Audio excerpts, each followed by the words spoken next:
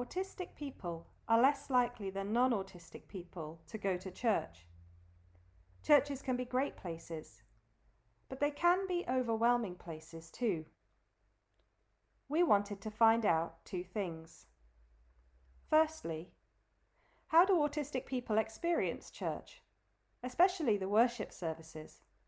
And secondly, what can churches do better so that autistic people feel that they belong just like anybody else? In this video, we're going to share with you what we found out. To find an answer to these questions, we talked to 21 autistic people. 8 autistic people were non-speaking or had a learning disability. 13 were speaking. Some autistic people were also parents of autistic children, and some were also church leaders. We also spoke to 6 parents of autistic people, 5 church leaders, and a church advisor. The conversations took place in the United Kingdom, Singapore, and the United States. In Singapore, we visited a church that tries to be a place where autistic people belong. So what did all these people say about church? And what can churches do? First, the most important thing was that autistic people and their parents want a place where they are accepted as they are. For example, in the church in Singapore, it was okay to fidget, to walk around, to jump up and down, to make all kinds of sounds. People in churches shouldn't be judgmental or shush those who need to make sounds or move around during the service. Second, autistic people said they really like making friends in church. Church people can get to know the autistic people in their communities, can find out what they like and what they dream of, and offer friendship.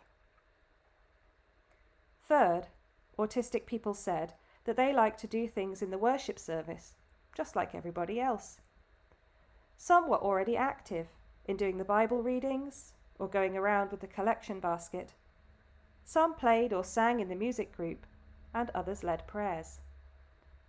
Churches can find out how the autistic people in their congregations want to help with tasks and duties. Fourth, autistic people can experience the world differently to non-autistic people. Some people said that being able to experience sounds, light, taste, touch, and smells very strongly can help them to experience God more intensely. But others said that they felt the music was too loud in their church, or that the lights were too bright, or that the smell of the flowers was too strong. Some autistic people are uncomfortable when other people come too close to them. Often, small changes can make a huge difference, and it's okay to ask autistic people whether they are uncomfortable or need help. But everyone is different.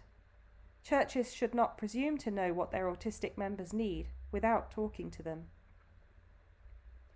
Fifth, autistic people often think very logically and can therefore give different or new insight into Bible stories. However, it can be overwhelming to listen to a sermon where the preacher says things that do not connect logically. In a similar way, autistic people can sometimes find it distressing when people say they will do something and do not do it. Overall, the church is not complete without autistic people.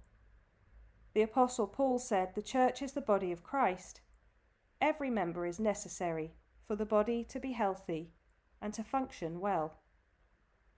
Autistic people help the church to know that we don't all need to worship in exactly the same way when we are all together. Making small changes to accommodate autistic people can be very helpful, but churches can also do more. It really comes down to a change in attitude, understanding that the church is not complete if there is not a place for autistic people there. We hope that this video has given you some ideas for making sure that your church is a place where autistic people can belong. To find out more, you can also visit the website of the Centre for Autism and Theology at the University of Aberdeen.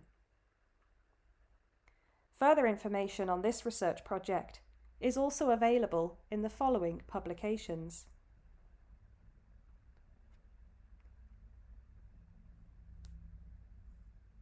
This research was funded by the Carnegie Trust for the universities in Scotland.